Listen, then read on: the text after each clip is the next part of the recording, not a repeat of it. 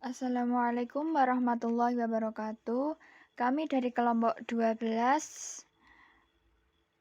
ingin menjelaskan tentang penjelasan bayi tabung, cangkok anggota tubuh, dan euthanasia.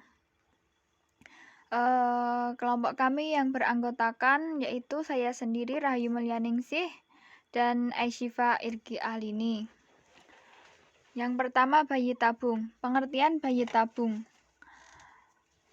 Dari in vitro fertilization atau yang lebih dikenal dengan sebutan bayi tabung adalah proses pembuahan sel telur dan sperma di luar tubuh wanita. In vitro adalah bahasa Latin yang berasal dalam gelas atau tabung gelas, dan fertilization berasal dari bahasa Inggris yang artinya pembuahan, maka dari itu disebut bayi tabung. Proses bayi tabung dilakukan ketika pembuahan tidak mungkin dilakukan di dalam rahim.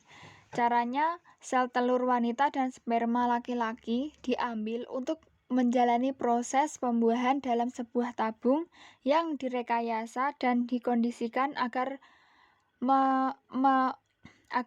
menyerupai kondisi rahim yang asli. Begitu pembuahan berhasil, bakal janin kemudian dikembalikan ke dalam rahim wanita. Selain itu, proses kehamilan berlangsung sebagaimana biasanya di dalam rahim wanita. Kemudian, hukum bayi tabung.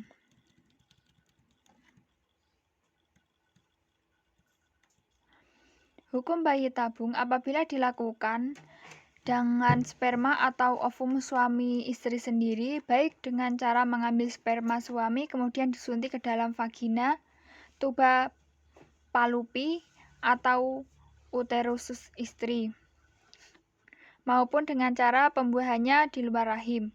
Kemudian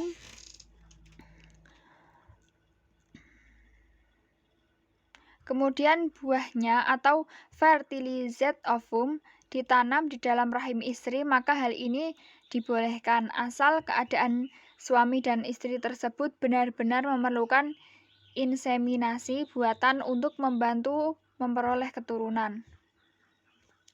Hukumnya haram apabila 1. Sel telur istri yang telah terbuahi diletakkan dalam rahim perempuan lain yang bukan istri atau apa yang disebut sebagai ibu pengganti atau surrogate mother. Yang kedua, haram apabila hukumnya proses dalam pembuahan buatan tersebut terjadi antara sel sperma suami dengan sel telur bukan istrinya, meskipun sel telur yang telah dibuahi nantinya diletakkan dalam rahim istrinya.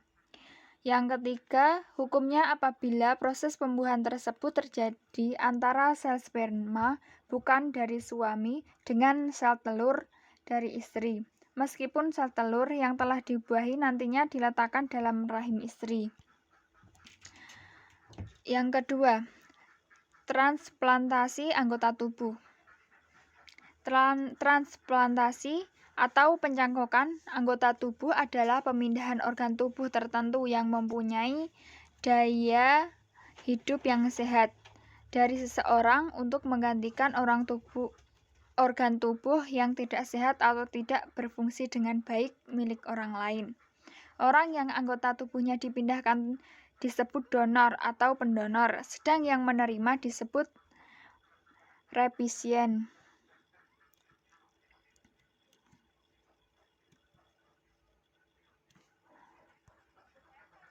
Dua pandangan Islam terhadap transplantasi organ. Yang pertama, transplantasi organ tubuh dalam keadaan hidup. Apabila transplantasi organ tubuh diambil dari orang yang masih dalam keadaan hidup sehat, maka hukumnya haram. Yang kedua, transplantasi donor dalam keadaan koma. Melakukan transplantasi organ tubuh atau donor dalam keadaan koma, hukumnya tetap haram. Yang ketiga, transplantasi donor yang telah meninggal. Jumhur ulama fikih yang terdiri dari sebuah ulama mazhab Hanafi Maliki, Syafi'i, dan Hambali berpendapat bahwa memanfaatkan organ tubuh manusia sebagai pengobatan dibolehkan dalam keadaan darurat. Yang ketiga, euthanasia. Pengertian dari euthanasia secara bahasa berasal dari bahasa Yunani yang berarti baik, dan thanatos yang berarti kematian. Dalam bahasa Arab, euthanasia dikenal dengan istilah qatl ar-rahmah atau tasyir al-maut. Menurut istilah kedokteran, euthanasia berarti tindakan untuk meringankan kesakitan atau penderitaan yang dialami seseorang yang akan meninggal. Juga berarti mempercepat kematian seseorang yang ada dalam kesakitan dan penderitaan hebat menjelang kematiannya.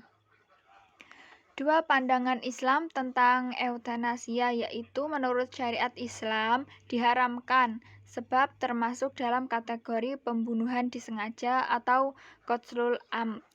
Meskipun niatnya baik, yakni untuk meringankan penderitaan pasien, hukumnya tetap haram walaupun atas permintaan sendiri atau dari pihak keluarganya. Terima kasih sudah mendengarkan penjelasan kami dari bayi tabung, cangkok, anggota tubuh, dan euthanasia. Sekian dari kelompok kami. Wassalamualaikum warahmatullahi wabarakatuh.